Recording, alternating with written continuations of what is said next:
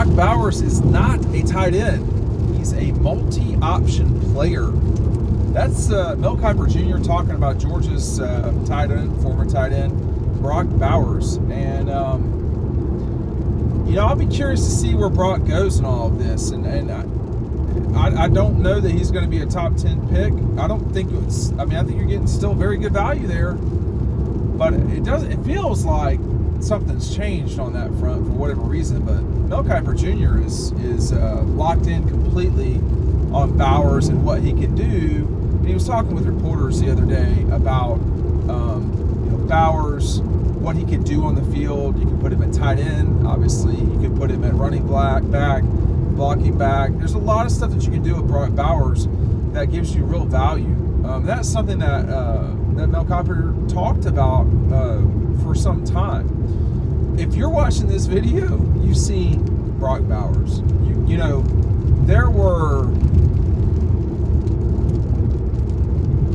many moments in Brock Bowers' time at Georgia where it was so obvious that he was not like everybody else.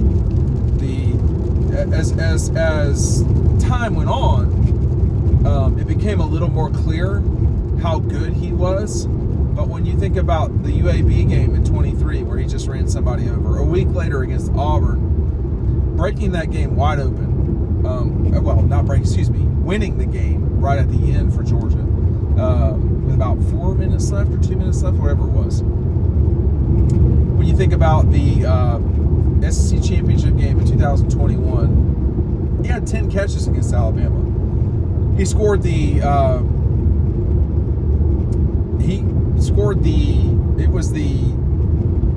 further go-ahead touchdown to put Georgia up by 8 against Alabama in the national championship game. His destruction of Florida, which I think was highlighted most notably in the 2 games that he played against the Gators, with just a spectacular catch on a poorly thrown ball from Stetson Bennett that he tipped to himself and ran into the end zone. It's one of the most phenomenal plays you will ever see in the history of college football, is that play. Just bizarre athleticism.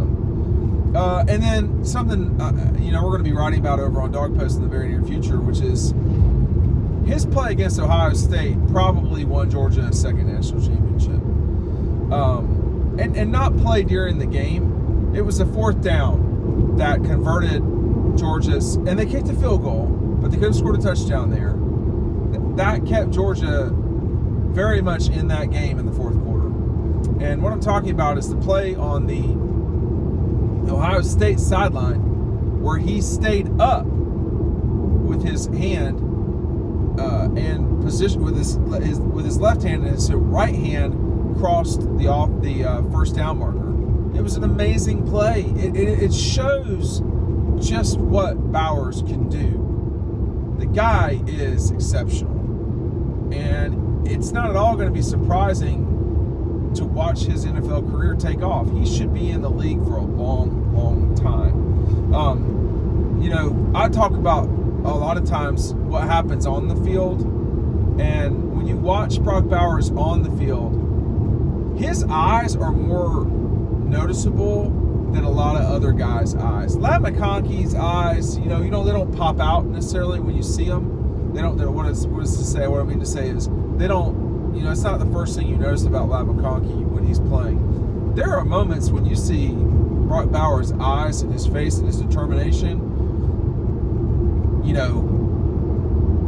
It's amazing. Some of the stuff he does is amazing. Now, I'm talking about the superlatives. He does the every down stuff every day very well too. He's a very good blocker, and that's just not going to get highlighted very much. He's a very good blocker. He's an inline blocker. Was he as good as Darnell Washington, who plays for the Pittsburgh Steelers now? Somebody smarter than me could tell you that. I don't think he probably was or is, but it's the other stuff that separates him from other people. The ability to just, I'm thinking of the Georgia Tech play in 2021 where he took a screen and he just took it down the field and scored in an instant. A year later against South Carolina, there's a great picture that Ryan Curley took from on top of Williams-Brice Stadium where Brock is just running away from the South Carolina defenders. When you think about the game against South Carolina, he scored on a reverse, I think it was. Wait, now, did he score 3 times that game? He ran the ball in once. He scored on a fade right in front of me in the corner, and then he had that very long run. I think that was a touchdown too. I think he scored 3. I know he scored 2 against South Carolina in that game. So, that was not a competitive game, but he definitely just sort of blitzed them, and it was over. I skipped another play, which was against Michigan. The first drive for Georgia, I think that was a 30-yard touchdown. It might have been closer than that, 20-yard touchdown. But he was just running away from the guy defending him. He ran away from the guy. This guy's speed is serious. I mean, serious. There is, probably the only fat that he has in his body is in his cheeks, if that. I mean, he is a specimen. And, you always watch out for the guys who their moms were the athletes too, or the mom was the athlete, because then it's getting freaky deaky. Brock Bowers in the NFL, it will be harder. It will. And he's got his pro day coming up here in about 2 weeks. Not 10 days. Well, it's 2 weeks from today. And we're just going to see how that goes on April 11th, I think it is. So that will be an important moment for Brock. And, he's just, look, he was not fully healthy from the moment the Vanderbilt game on. He got back as fast as he could to help Georgia. He just, the injury and coming back from the injury where he was hurt, and his dedication to Georgia in that time, that hurt his professional stock. And I mean, it just had to have, because, well, as it relates to the physicality of it, he just wasn't the same person. But it showed a lot too, which is that this guy wanted to play. He wanted to play. I never got the impression he'd play in the Orange Bowl. He was not right against Alabama. That was clear. I don't remember him playing against Georgia Tech, but obviously he played against Ole Miss, and that was a big deal. But essentially, from the Vanderbilt game on, he just didn't play that much. And you could tell. You could look out there and tell. Well, I say that. I mean, Georgia was still scoring a bunch of points against Ole Miss and Tennessee. That day against Georgia Tech was, that was not a great game from Georgia, and they won it by 8. Could have easily been 20.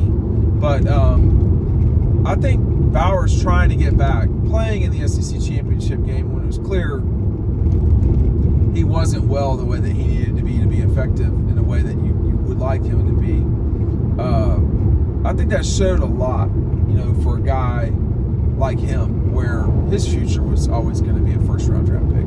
It just was. Now we'll see where he goes. Mel Kiper really was impressed with him in a very big way.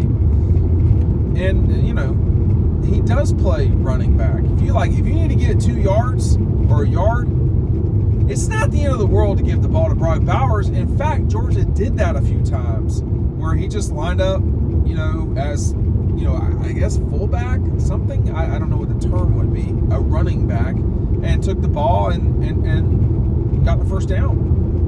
One time it was stopped short. I think that might have been against Ole Miss. It might have been against UAB. It was a night game at Georgia. I can't remember. It might have been Kentucky.